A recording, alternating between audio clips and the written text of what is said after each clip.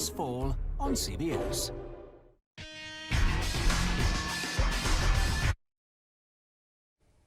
Coming up, a priest returns to a flood-damaged grocery store with more blessings.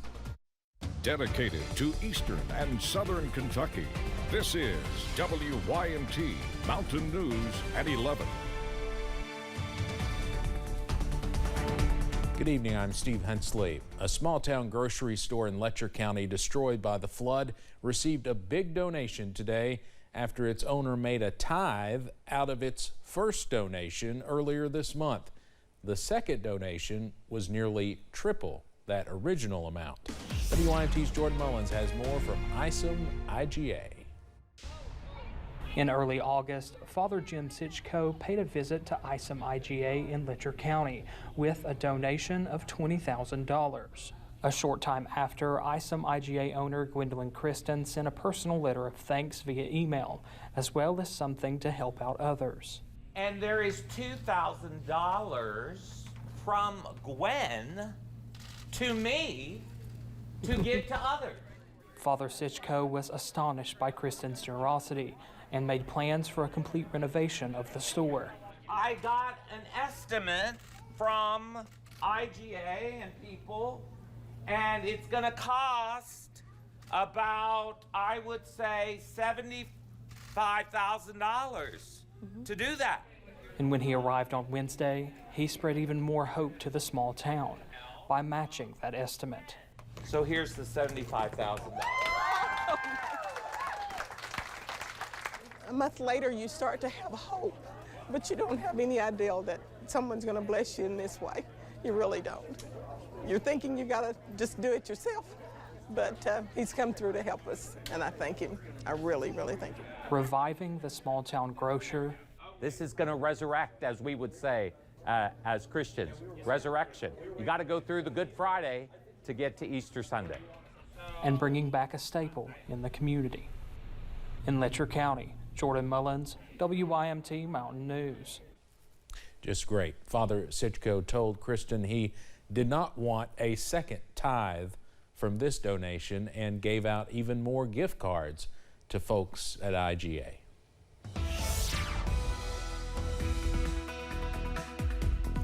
Well, excellent weather outside as we went through the daytime hours today. Highs in the low to mid 80s. And we're getting cool in some spots already tonight. A look from our camera at the University of Virginia's College at Wise. You can actually see the stars shining bright this evening. Upper 50s right now, by the way. 58 in Wise. They are the cool spot along with Clintwood. Many of us still in the low to middle 60s outside, but we'll continue to see those temperatures drop as we run through the night. No, that's not rain. That is just some good old-fashioned ground clutter and a little bit of low-level moisture being picked up there by pinpoint Doppler, so we'll have to watch out for some patchy fog. Not as much as last night, but still we'll keep an eye on it. Upper 50s for many as we run through tonight. Mostly clear otherwise. Details on when we could see a return to some heat. That's coming up in a few minutes. Steve? Evan, thank you. If you are still needing FEMA disaster assistance, the deadline to apply is now less than 1 month away. A FEMA spokesman says the final day to register for aid is September 28th. He encourages everyone who was impacted by the flooding to do so and says the sooner you apply, the better. We cannot rule out a possible extension of that deadline, but don't count on that happening. That may be a request that sometimes comes from a governor who may feel that not enough people have signed up. FEMA officials say you should visit a disaster recovery center to meet with representatives in person to register or if you have issues with a claim. A group of retired attorneys is working to give back to the folks of Eastern Kentucky, helping with FEMA application appeals.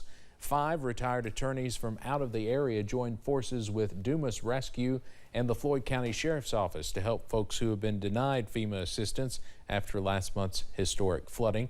The attorneys involved say they just want to help guide people toward fixing any possible issues with their applications and lend some way a helping hand. So that they know people still care. They care about you, but they don't know what to do to help. You might not be able to shovel mud, but there's a lot of other needs that you can meet. The group plans to return to the area soon to continue helping. Anyone with questions about the group can contact Dumas Rescue through Facebook. Community Trust Bank in downtown Hindman opened its doors for the first time since the flood today. The Hindman mayor says he believes this is just the beginning of all the businesses on Main Street opening back up as soon as they can. Most of them are in the process of, like I said, taking out the debris, and in the lawyer's offices, I'm sure they've got files and stuff they have to save. It appears that they're working very quickly on it, and it appears that they're going to be trying to go back into business in the same location back in Hyman. Mayor Nee says he's not sure when any of the other flooded businesses on Main Street in Hyman will be reopening. 3 days after students in Breathitt County returned to the classroom, state and federal education leaders got to see firsthand what they are experiencing today. Julia Sanders shows us the resiliency students and staff are showing more than 1 month after the deadly flood. Within the past 2 days, Kentucky and U.S. officials have visited 7 districts to see how they can help with the process of cleaning up and starting a new school year. In Breathitt County, schools are back in session, but behind some closed doors are abandoned hallways, mud floors, and work waiting to be done. The pictures don't really do it justice. Commissioner of Kentucky Department of Education Jason Glass was in the front of the line when walking through Breathitt County High School and Area Technology Center. Superintendent Philip Watts led the way. That's a big expense too. And says having these officials walk through gives them hope to build back better. It just allows our community to know that people are still thinking about us and still trying to work with us to prepare to make improvements for the future. The Kentucky Department of Education has been working with flood-damaged school districts since the beginning, but this is their first time seeing the school's damage firsthand. Commissioner Glass says it's great to see them focus on new ways to improve. Districts are starting to think about what can I do next month, or what does next year look like. They're starting to look further out into the future in the horizon, and so that's really good to see. It's part of the process of sort of grieving, healing, and recovering from this damage. And as their tour came to an end, they were able to see the hopeful students roam the halls on their 3rd day of school. After touring all different parts of the school, they're hopeful that they'll be able to make a difference in the upcoming weeks. In Breathitt County, Julia Sandor, WKYT. Of the 25 school districts in the region impacted by flooding, 21 are back in session. 4 are scheduled to return in mid to late September. That includes the Knott and Letcher County districts. Several schools in our region were devastated by the historic flooding. Resources and school supplies were lost, making it hard for schools to provide a learning environment for their students. However, help continues to pour in. One Louisville organization donated hundreds of chairs to Eastern Kentucky, and a moving company delivered them today free of charge.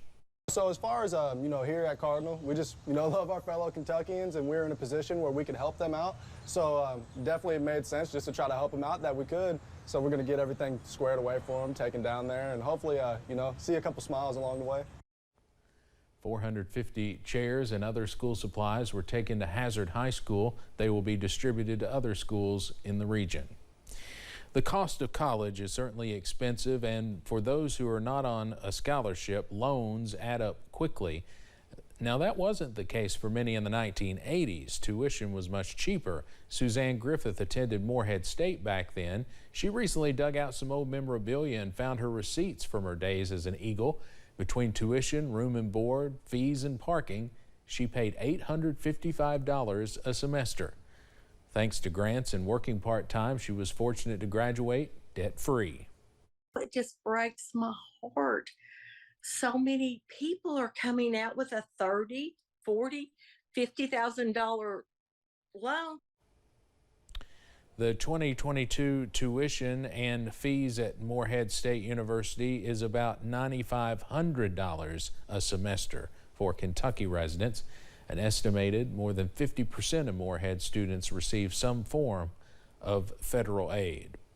A Lexington man is accused of vandalizing a business in southern Kentucky. The Laurel County Sheriff's Office responded to a complaint of a person at Holly Bay Campground creating a disturbance. When deputies got there, the greeting shack was vandalized. They found 22-year-old Robert Dominguez at the scene and determined he was responsible. He was taken into custody and charged with criminal mischief. In honor of International Overdose Awareness Day, several Kentucky River community care workers are sharing their stories of addiction, overdose, and recovery. Pamela Brock and Jessica Jones with KRCC are both recovered addicts who are now helping others on their recovery journey. Both Brock and Jones say they work to break the stigma surrounding addiction so more people feel comfortable reaching out for help. There's nothing to be ashamed about needing to reach out for help. A lot of people die wanting to get help and they don't know how. It is absolutely okay to ask for help. Pamela Brock adds that they recover loudly so people don't have to die quietly. You can catch Brock and Jones's full story of recovery on our website at WYMT.com. Officials with the CDC say fentanyl is now the #1 cause of death for Americans ages 18 to 45. One Kentucky mother is now sharing her story to warn others about the deadly drug. Angela Parkerson says her son Nick was poisoned by the drug in 2021. Nick thought he was taking a prescription pill, but instead it was half of a counterfeit fentanyl Percocet. His mother says he went to sleep and never woke up. One day, my healthy 24-year-old son is alive and well. The next day, he's gone, and nobody cares. And I can't understand. Why doesn't anybody care? In Kentucky, there were nearly 3,000 overdose deaths in 2021. Health officials say the two most common overdose deaths are from heroin and fentanyl. Coming up on Mountain News at 11, fall allergy season is right around the corner, but so is flu season, and there's still COVID. We have some tips on how to stay healthy. Plus some free AC, courtesy of Mother Nature tonight. The details on when more summer-like conditions work back in, coming up on the other side. You know what this sunrise could use? Some savory with a hint of sweet. Made with warm eggs, sizzling Pernell sausage,